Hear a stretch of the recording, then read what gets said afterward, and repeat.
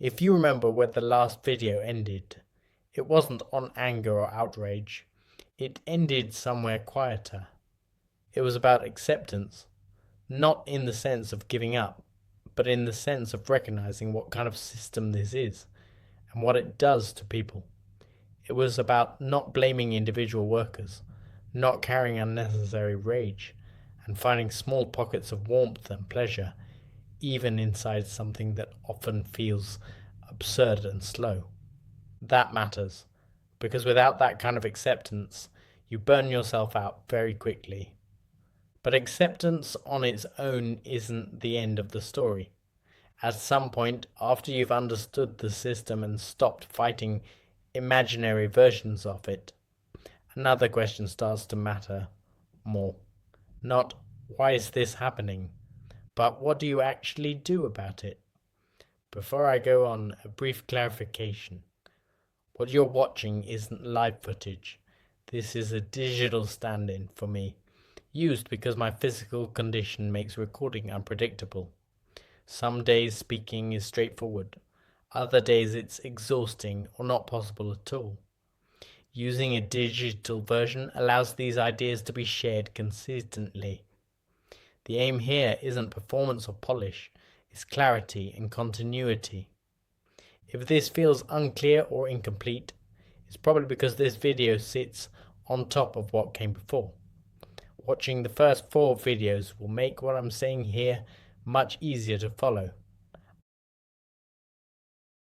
After looking directly at statutory systems, the next layer most people encounter is intermediaries, charities, advocacy organizations, support agencies, advisory bodies.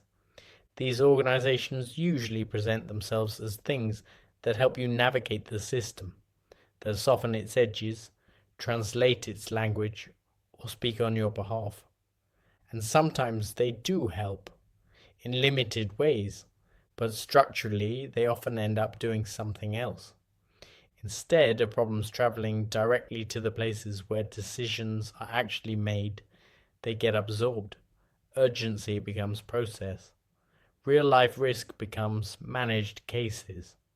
Pressure gets spread out across meetings, referrals, and waiting lists until it no longer lands anywhere sharply enough to force resolution. From the outside, this looks like support. From the inside, it often feels like being moved sideways. This doesn't require bad intentions. It doesn't require people being uncaring or incompetent. It's what happens when another system layer is added, and once you see that, something important becomes clear. Intermediaries don't operate on a fundamentally different logic to statutory systems. They operate on the same logic, just dressed differently. They still work through categories, thresholds, and constraints. They still rely on proxies rather than lived outcomes. They are still systems made up of individuals working inside roles with limited room to maneuver. And this pattern isn't unique to disability or social care.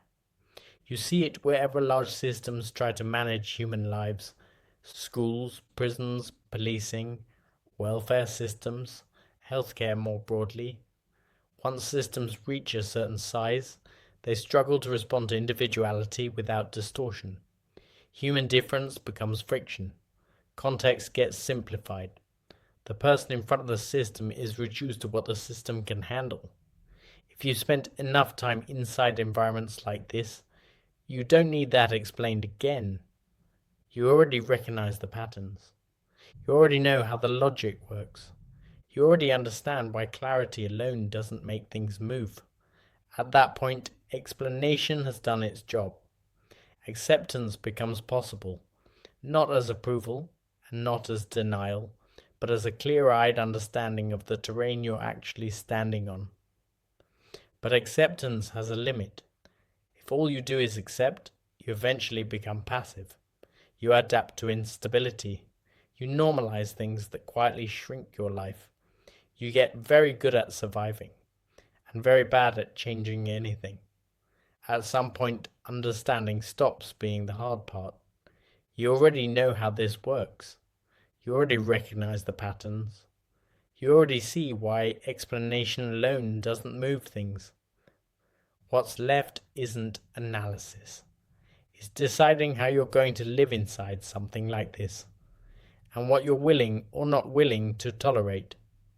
So from here, I'm going to change how I speak. Up to now, I've mostly been talking about systems, how they behave, how they shape interactions, and why understanding that matters if you want to stay intact while living inside them. What comes next is not more explanation, it's description. I'm going to start talking through what I'm dealing with as it actually unfolds, step by step, in real time, as clearly and accurately as I can. Not as a complaint, not as a case against anyone, and not to invite sympathy. The purpose is observation. I want you to be able to follow along with what happens from my side. The situations I encounter, the language that's used, the decisions that are made, and how one thing quietly leads to another. I won't be naming people. I won't be attacking individuals.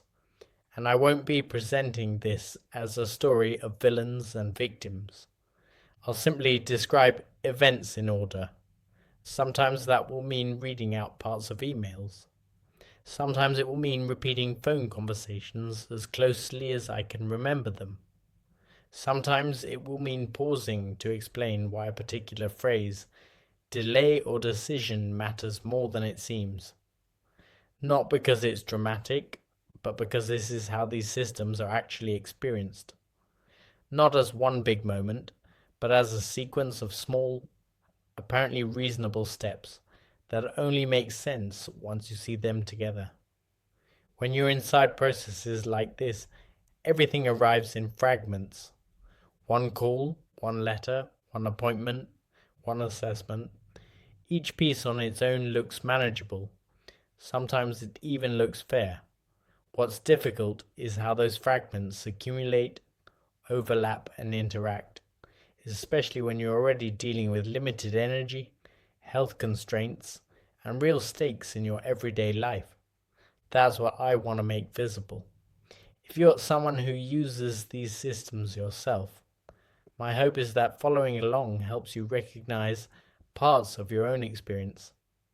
Not because our situations are identical, but because the structure around them often is. As a lot of what makes this kind of process so exhausting is the feeling that you're the only one struggling to keep up, or that you're failing at something everyone else finds straightforward. Often that isn't true. And if you work inside these systems, or are thinking about doing so, this perspective might be useful in a different way. Not as an accusation, but as a view from the inside of how ordinary processes land when you're the one living with their consequences. There's also a reason for being this explicit. Human behavior changes when it is observable. That's not unique to care or disability. It's a general feature of how people and organizations operate. When interactions are assumed to disappear without trace, standards slip, language hardens, shortcuts become normal. Making things visible doesn't have to be hostile. It can simply slow things down enough to be seen. As I do this, I won't pretend my account will be perfect or complete.